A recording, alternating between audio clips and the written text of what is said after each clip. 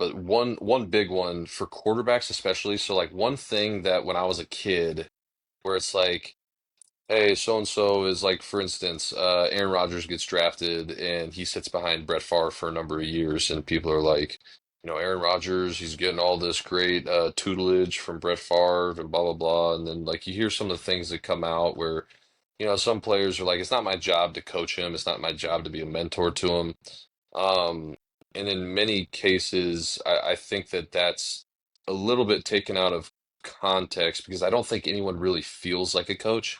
Feel like a peer in there. And some of the older guys definitely feel like, hey, I'm older than you. I've been there. I've seen that, done that. But it's kind of like a peer-to-peer conversation. So what I'm trying to get at is, I always thought as a kid that like everyone's overblowing like that Jordan Love is gets to sit behind Aaron Rodgers. Like it's not going to make him that much better. Like it's not going to everyone talks about how, oh, he's going to learn from that is so spot on.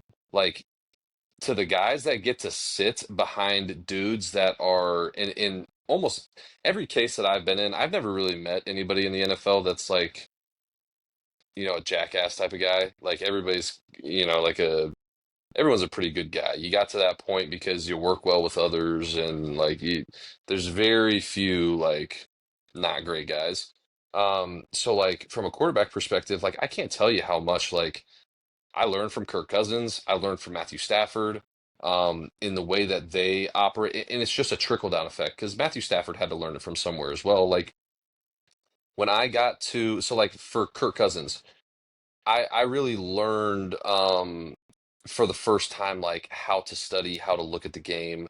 Um, you understand like, hey, what am I looking for when I'm watching defenses? What are the things that stand out? What are the things that I should like? So, and I'll go back to like even further than that, Case Keenum. So, like, I'm coming from college, like, where, you know, the coach calls the play and like I run the play. Like, and we've run it enough to where like he tells me it and I parrot it back to everyone else.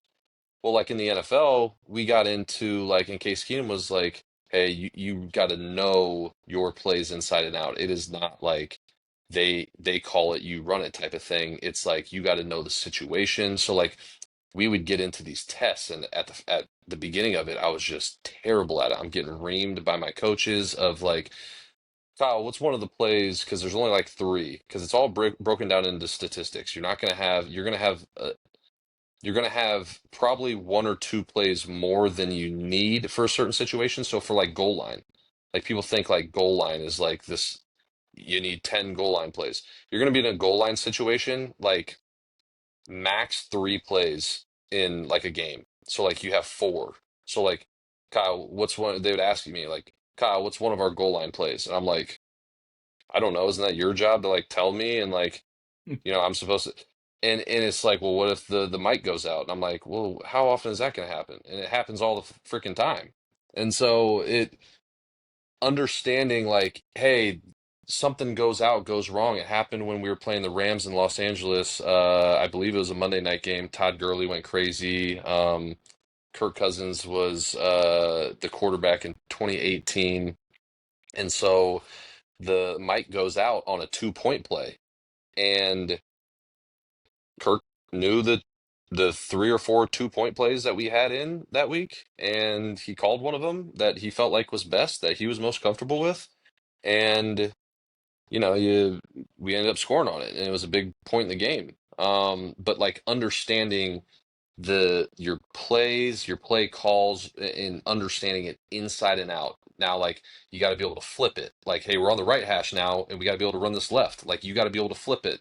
Hey, Kyle, what's the defense doing in the red zone from the 20 to the 25 on third down? Give me their top two defenses that they play. Well, hey, we know that they play cover two, and we know that they play some form of like 3 week buzz or something. Like you got to know that stuff. Like you just have to. And like through high school, through college, like I wish players knew how important, like there's so much knowledge that but you just don't know the things you don't know. I don't know that I need to study those things. I don't know, and I may not have all the resources available to me. But the overall point is